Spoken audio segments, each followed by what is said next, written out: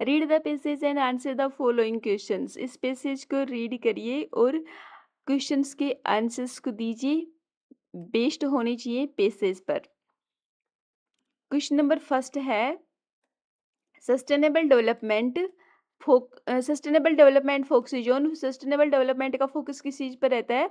Present needs only, present की needs पर, future needs only, केवल फ्यूचर की नीड्स पर, both present and future needs, और इंडस्ट्रियल ग्रोथ ओनली। किस चीज पे रहता है? अब पैराग्राफ को पढ़ेंगे कि सस्टेनेबल जो डेवलपमेंट है वो aims to meet present needs without compromising the ability of future generations to meet their our needs. Future generations की नीड्स को इफेक्ट किए बिना प्रेजेंट की नीड्स को पूरा करना। इसका जो राइट आंसर होगा वो होगा बोथ प्रेजेंट, की sustainable development focuses on both present and future needs, दोनों की नीड्स को पूरा किया जा सके, ये सस्टेनेबल डेवलपमेंट का फोकस होता है। नेक्स्ट क्वेश्चन है which of the following is not mentioned as sustainable practice. कौन सा है जो सस्टेनेबल प्रैक्टिस के लिए मेंशन नहीं किया गया है? Renewable energy, waste management, resource conservation और अर्बन माइग्रेशन। अब इसमें से हम देखते हैं कि पैसेज को पढ़ के इट एम्फेसाइजेस, ये जोर देता है इकोनॉमिक ग्रोथ पर, सोशल इक्विटी पर, इन्वायरमेंटल प्रोटेक्शन पर, रैपिड इंडस्ट्रियलाइजेशन, तेज गति से इंडस्ट्रियलाइजेशन जो हो रहा है उस पर, और has improved living standards but has also led to environmental degradation. कि रैपिड इंडस्ट्रियलाइजेशन ने हमारे लिविंग स्टैंडर्ड को इम्प्रूव किया है, लेकिन इससे इन्वायरमेंट का डिग्रेडेशन भी हुआ है।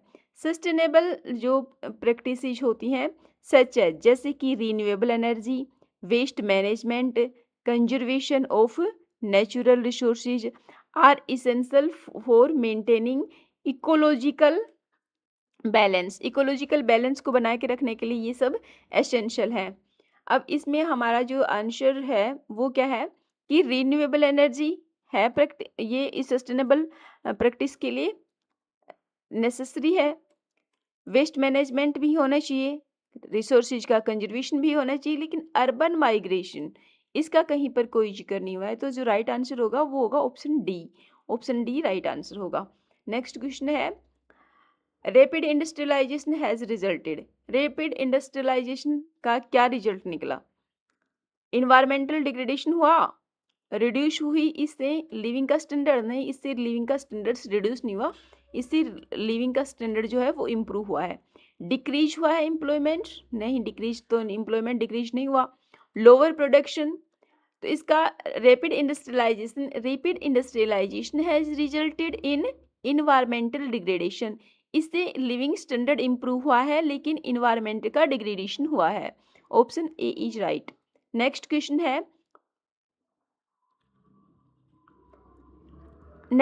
है हु इज रिस्पॉन्सिबल, कौन रिस्पॉन्सिबल है अचीविंग सस्टेनेबल डेवलपमेंट गोल्स।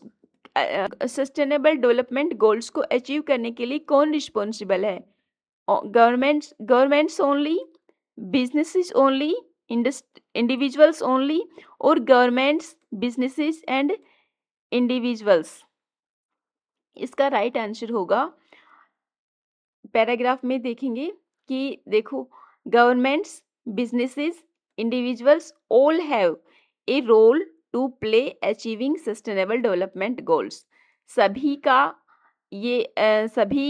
का रोल है कि वो सस्टेनेबल गोल्स को अचीव करें।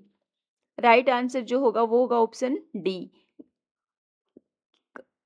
Who is responsible for achieving sustainable development goals is governments, businesses and individuals. Option D is right. Next question है the pieces mainly discusses. इस pieces में किस चीज को डिस्कस किया गया है? इन्वायरमेंटल लॉज को, sustainable development and its importance, sustainable development को और उसकी इम्पोर्टेंस को, और इकोनॉमिक ग्रोथ को, या फिर इंडस्ट्रियल पॉलिसीज को, किस चीज को डिस्कस किया गया है? तो ये जो पैराग्राफ है इसको स्टडी करने के बाद हमने क्या देखा है कि इस पैराग्राफ में क्या डिस्कस हुआ है? वो हुआ है sustainable development and its importance. Option B is right.